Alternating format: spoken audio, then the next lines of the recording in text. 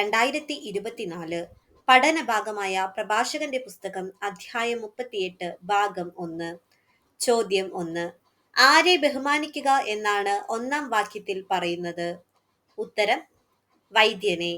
ചോദ്യം 2. വൈദ്യനെ ബഹുമാനിക്കുക എന്ന് പറയുന്നത് എന്തുകൊണ്ട്? ഉത്തരം നിനക്ക് അവനെ ആവശ്യമുണ്ട്. ചോദ്യം 3. വൈദ്യന്റെ ജ്ഞാനം എവിടെ നിന്ന് വരുന്നു? ഉത്തരം അത്യുന്നതനിൽ നിന്ന്. ചോദ്യം 4. ആരാണ് വൈദ്യന് സമ്മാനം നൽകുക? ഉത്തരം രാജാവ്. ചോദ്യം 5. വൈദ്യനെ ഉന്നതനാക്കുന്നത് എന്ത്? ഉത്തരം വൈദ്യന്റെ വൈഭവം. ചോദ്യം 7. കർത്താവ് ഭൂമിയിൽ നിന്ന് സൃഷ്ടിച്ചത് എന്ത്? ഉത്തരം ഔഷധങ്ങൾ. ചോദ്യം 8. കർത്താവ് ഭൂമിയിൽ നിന്ന് സൃഷ്ടിച്ച ഔഷധങ്ങളെ അവഗണിക്കുകയില്ലാത്തത് ആര്? ഉത്തരം ബുദ്ധിയുള്ളവൻ. ചോദ്യം 9. കർത്താവ് എപ്രകാരം തന്നെ ശക്തി വെളിപ്പെടുത്തിയില്ലേ എന്നാണ് പ്രഭാഷകൻ ചോദിക്കുന്നത്? ഉത്തരം വെള്ളത്തെ തടി കഷ്ണം കൊണ്ട് മധുരീകരിച്ച്. ചോദ്യം 9. എന്തിനു വേണ്ടിയാണ് കർത്താവ് മനുഷ്യർക്ക് സിദ്ധികൾ നൽകിയത്? ഉത്തരം മനുഷ്യന്റെ അത്ഭുത കൃത്യങ്ങൾ മഹത്വപ്പെടേണ്ടതിന്. ചോദ്യം 10. മനുഷ്യർ തങ്ങൾക്ക് ലഭിച്ച സിദ്ധികൾ മുഖേന എന്തെല്ലാമാണ് ചെയ്യുന്നത്? ഉത്തരം വേദന അകറ്റുകയും രോഗം സുഖമാക്കുകയും ചെയ്യുന്നു. ചോദ്യം 11. ആരാണ് തന്റെ സിദ്ധി ഉപയോഗിച്ച് മിശ്രിതമുണ്ടാക്കുന്നത്? ഉത്തരം ഔഷധ നിർമ്മാതാവ്. ചോദ്യം 12. ഭൂമുഖത്ത് അവിടുന്ന് എന്ത് വ്യാപിപ്പിക്കുന്നു എന്നാണ് പറയുന്നത്? ഉത്തരം ആരോഗ്യം. ചോദ്യം 13.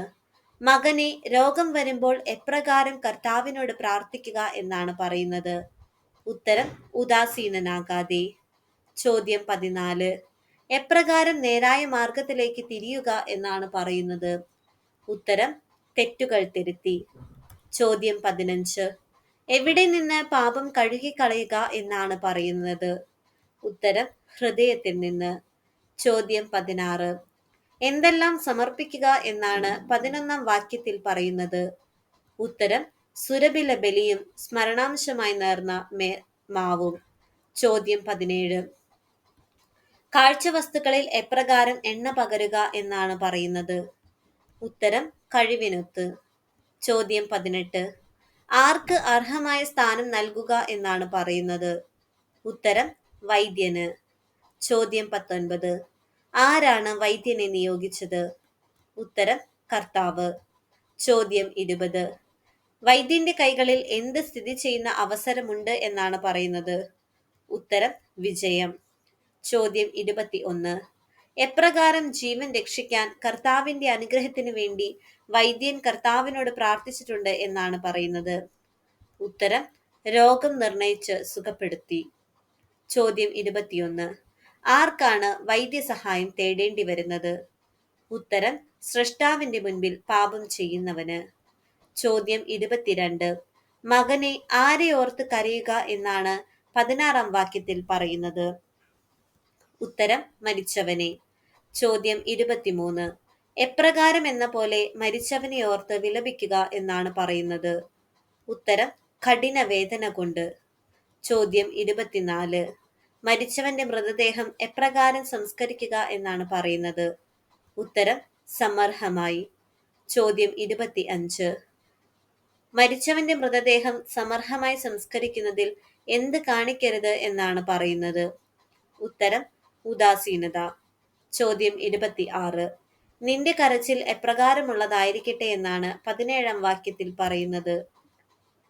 ഉത്തരം വേദനാപൂർണം.